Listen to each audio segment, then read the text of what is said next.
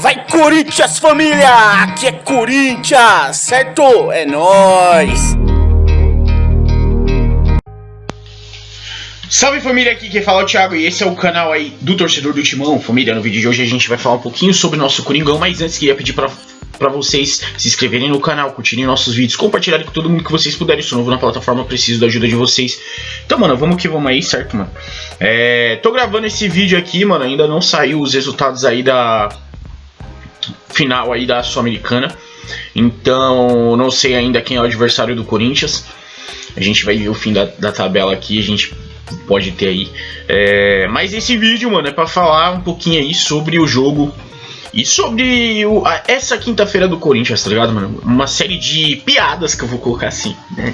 A gente tem que fingir que foi piada, porque a gente não pode pensar de outra forma, tá ligado, mano? Primeiramente aí, a gente vai falar que o Duílio deu a entrevista, tá ligado, mano? O presidente do Corinthians deu uma entrevista pro Neto, pra quem mais seria, tá ligado, dessa entrevista? Pra quem? O passador de pano oficial da gestão do Duílio. Dizendo ali, cara, que eles teriam que vender jogadores, que teria que e tal. E aí, mano, tá ligado? Vamos ser sinceros, mano. Vender é uma coisa que eu sempre falo aqui, que o Corinthians realmente tem que vender, mano. Isso daí ninguém tá falando que não tem. Só que uma coisa é você vender um jogador do Corinthians e conseguir um valor bom, tá ligado, mano? Pra você poder ter ali uma diminuição das dívidas, tá ligado? Eu sempre coloco aqui, se o Corinthians vender ali 6, 7 jogadores ali por 15 milhões cada, o Corinthians vai conseguir um dinheiro suficiente por ano, tá ligado, mano? Pra poder a longo prazo, tá ligado? Há alguns anos, talvez mais de uma gestão, o Corinthians equalizar essa dívida de uma maneira que ela cause um impacto totalmente positivo pra dentro do Corinthians. 15 milhões de euros, mano, galera, é 90 milhões de reais, tá ligado?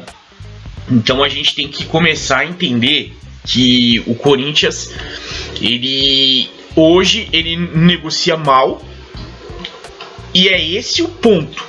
Não é o ponto de vender. Ninguém tá questionando o Duílio vender jogadores, cara. Se o Duílio vender lá o Biro, vender o Pedro, vender o Giovani, vender o Felipe Augusto, vender o Moscardo, cara, a gente vai ficar triste desses jogadores não terem atuado no Corinthians tempo suficiente? Vamos, tá ligado, mano? Vamos.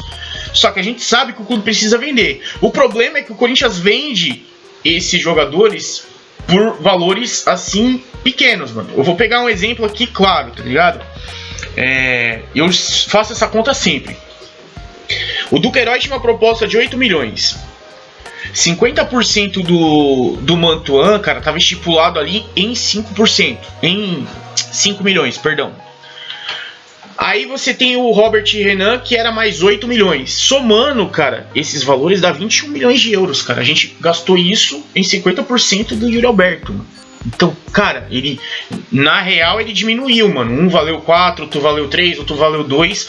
E o Corinthians ficou no prejuízo, mano. A gente questiona não a venda em si, a gente questiona a negociação.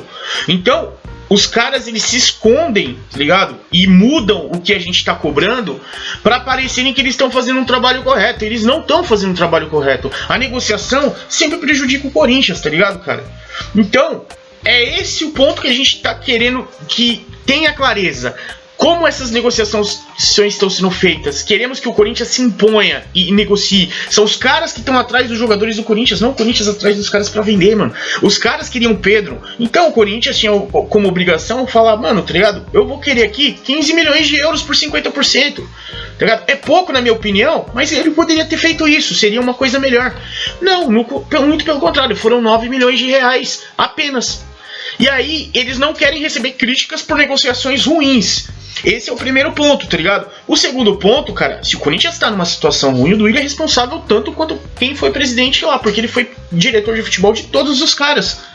Então, desde o André Sanches lá em 2007, 2008, que ele foi presidente lá do Corinthians, o Duílio, ele é diretor de futebol tá ali na direção, ou coordenador de futebol, ou diretor de futebol. Ele tá ali ocupando um cargo junto com o Andrés ali.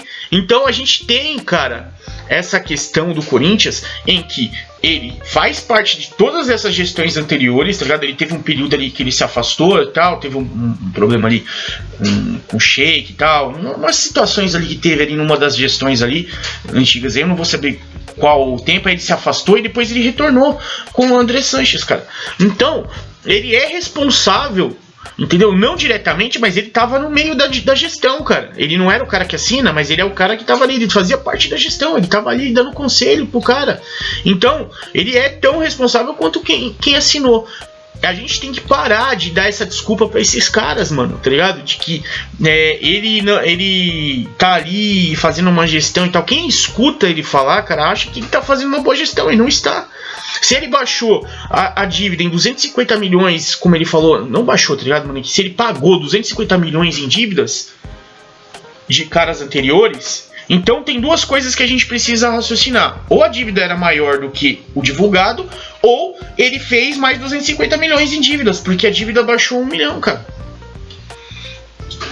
Vamos pegar ali, no geral foi de 946 para 910, 50 milhões, tá? Então os outros 200, tá ligado? Mano? Vamos ser sinceros, vamos ser tranquilos na hora que a gente vai falar isso. Então, cara, essa é a questão, cara. Se ele pagou 250 milhões, então ele também gastou a mais. Ele conseguiu ali não impactar no clube, cara. Ele é responsável e ele não é um cara que consegue fazer essa gestão, cara. E ponto, tá ligado, mano? Ele não é um cara que vai fazer essa gestão. E ele é omisso. Entendeu? Incompetente. Aí vamos falar das vendas. Vamos continuar falando das vendas, tá ligado, cara? Corinthians tem que vender para poder lucrar, certo?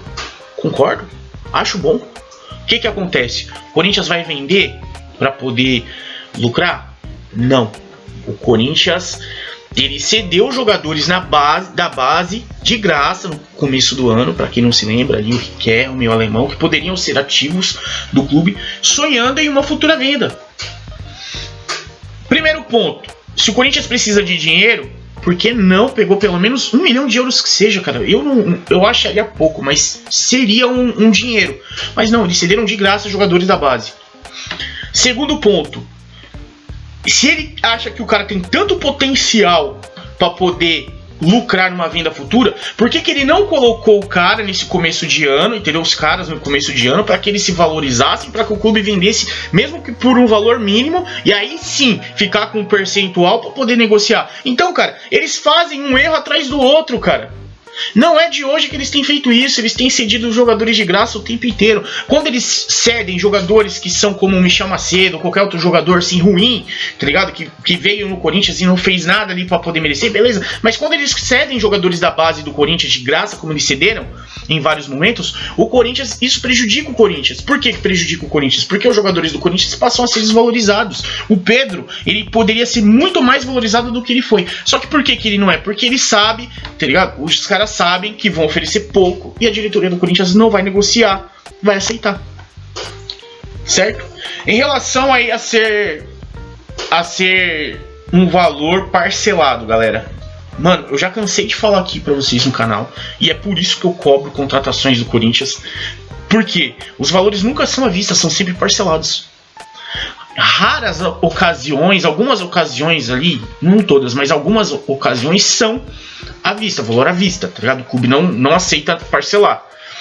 Mas na sua maioria das negociações, os valores são parcelados, então o clube ele pode colocar ali dentro do previsionado para poder arrecadar no ano seguinte um valor X para poder pagar essas contratações que ele fez no ano anterior. Um cara da mesma gestão, ele quita na mesma gestão, ele faz um plano de 3 anos ali para ele poder pagar, para poder agir dentro da sua própria gestão. Mas não, eles não tiveram esse plano. O que eles preferem fazer? Eles preferem contratar jogadores que estão sem contratos e aí você paga luvas maiores, cara.